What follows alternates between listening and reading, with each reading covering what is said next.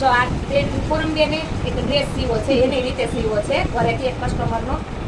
આ ડ્રેસ મસ્ત સીવીને આવ્યા છે એકદમ, જોઈ શકો છો. બહુ મસ્ત સીવો છે ડ્રેસ, પણ એક મિસ્ટેક કરી છે. એને અહીંયા ગોળાકાર શેપ આપ્યો છે. આ હે ને ગોળાકાર શેપ નહીં આપવાનો. તમે કોઈ પણ કુર્તી સીવો ને એટલે આ રીતે પહેલાં સ્ટ્રેટ લેવાનું, આ રીતે સીધું. પછી તમારા જે કટ આવ્યા હોય ને અહીંયા આપણે આ જે કટ કરીએ છીએ ને એ તમારે થોડા કટલા ઊંચા લેવાના, આ રીતે.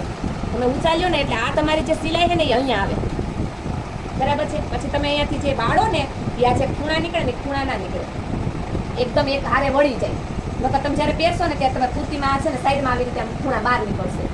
એટલે આટલું ધ્યાન રાખવાનું કે પહેલાં એકદમ સ્ટ્રેટ સિલાઈ લેવાની અહીંયા સુધી, અને પછી અહીંયાથી આમ વાળવાના, એટલે આ વળી જશે ને આ રીતે, એટલે જે આ ખૂણા નીકળે ને ખૂણા નહીં નીકળે, બરાબર. બાકી બહુ સરસ કર્યું છે, બહુ મસ્ત સીવો છે. બીજી મિસ્ટેક એ કરી છે કે એમને અહીંયા જે ઉરેખમાં પટ્ટી મૂકવાની હોય ને ઉરેખમાં નથી મૂકી, સ્ટ્રેટ મૂકી દીધી છે. એકદમ પટ્ટી સીધી કટિંગ કરી અને પછી મૂકી છે.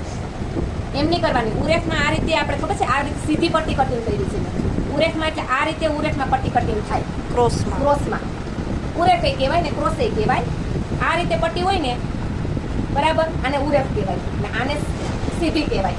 તો આ પટ્ટી મૂકવાની, આ નહીં મૂકવાની. બાકી જે આ મિસ્ટેક થઈ છે ને, જો એક ખોલા પડે છે આમાં પડશે, એટલે આ મૂકશો ને એટલે આ જે ગળું એકદમ મસ્ત બેસાડ્યું છે ને એવી રીતે બેસી જશે, બરાબર. બાકી બહુ સરસ ડ્રેસ બનાવ્યો છે, અને કસ્ટમરનો છે ને ફર્સ્ટ ટાઈમ એને કસ્ટમરનો ડ્રેસ બનાવ્યો છે. સરસ બન્યો છે, કસ્ટમર પણ ખુશ છે. પણ આ બે મિસ્ટેક કરી છે, સુધારી લેજો એટલે તમારો ડ્રેસ પરફેક્ટ.